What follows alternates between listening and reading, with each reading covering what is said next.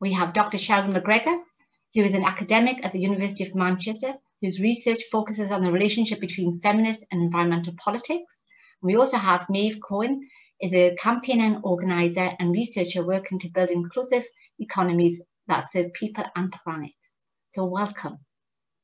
And Sherilyn and Maeve, over to you. Hey, thanks, Serena, and hi, everyone. I'll just say a few words to give a bit of a background to the roadmap and then turn over to Maeve to talk about the content. The roadmap that we're here to discuss has been developed in the last month or so and is based on that longer policy paper that we started working on about a year ago. And I hope people will take the opportunity to look at that longer policy paper for more detail on the thinking behind our recommendations. In brief, we developed them by critically analyzing existing versions of the Green New Deal through a framework of gender justice principles. And then we also looked at what feminist groups in other countries, particularly the US, were saying about Green New Deal and the debates about Green New Deal ideas. And then we developed a draft of some recommendations that we shared with and discussed with an audience of around 100 people at a WEN forum for International Women's Day, almost exactly a year ago. And clearly we started this whole process in the early days of the pandemic. So we've since needed to kind of rethink and review what we've said and to take on board lessons learned through the pandemic and the ideas that are emerging about building back after COVID.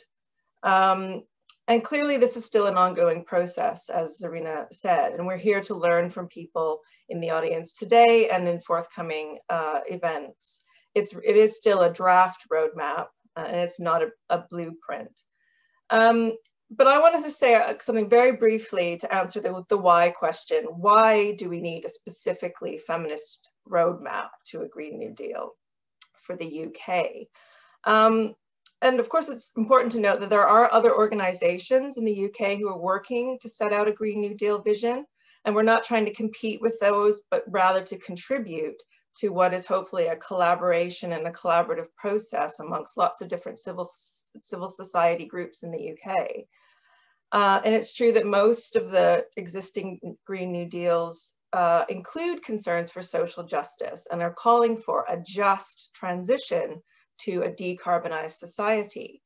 However, feminists have known for a very long time that unless gender inequalities and women's concerns are explicitly included, they tend to be overlooked in generic conversations about justice.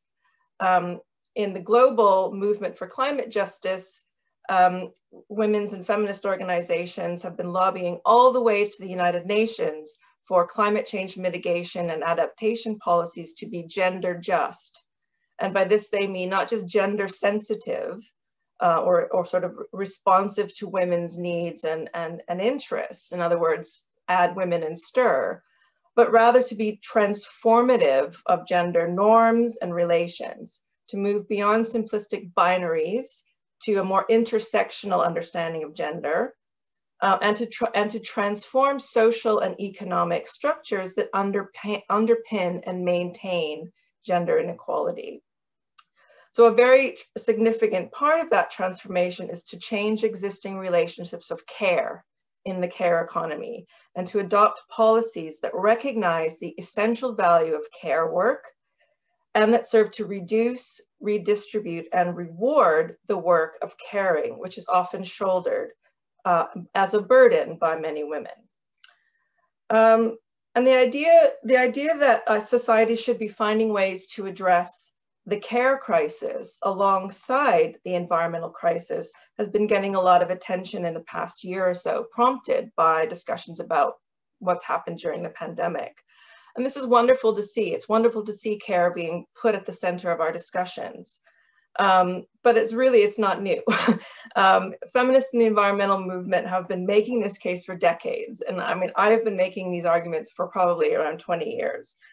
And I always like to give the example, it's quite catchy, to quote Petra Kelly, who is the founder of the German Green Party and an early voice in ecofeminism, who argued that we don't want an ecological society where men build windmills and women bake bread and weave rugs.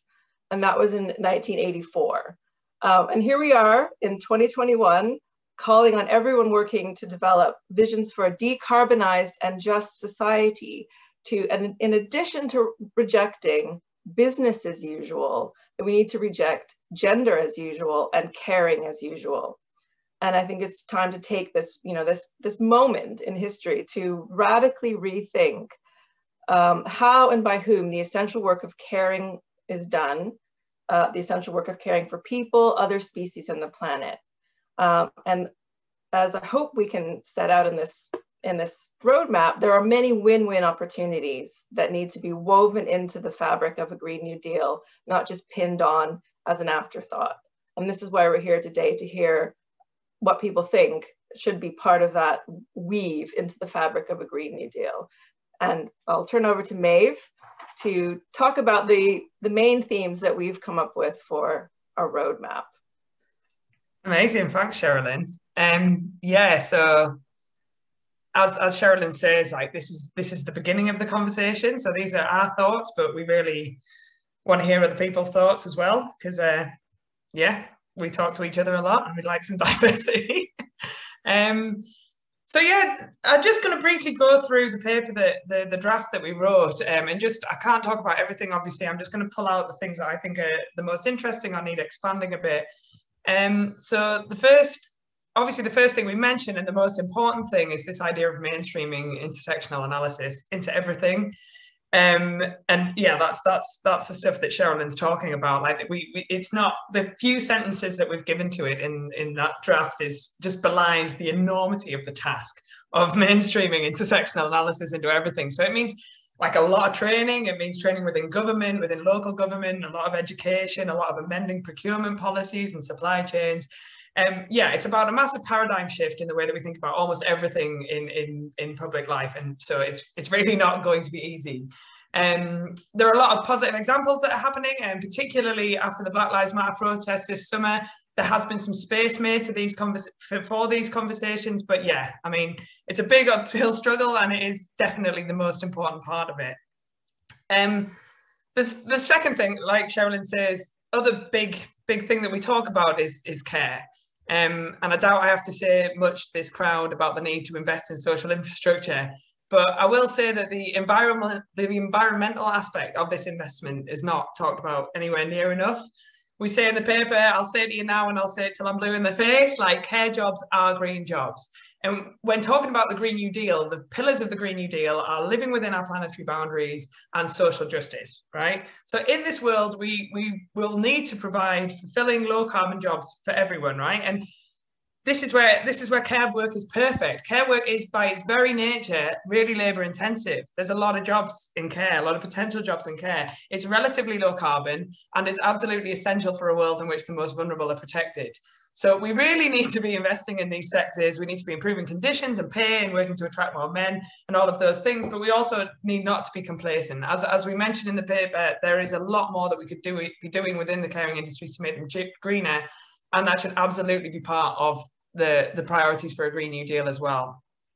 Another important aspect that I wanted to talk about was devolving power. So this did feature in the initial paper that we wrote, and it just seems to get ever more relevant and sensible in the current context. So we all saw globalization hit a very massive and obvious wall during the pandemic. And I think there are like increasingly calls for more localism, more local action. We've seen the success of local action during the pandemic. So the formation of mutual aid groups, of food banks, protecting the vulnerable, of those solidarity funds and things like that.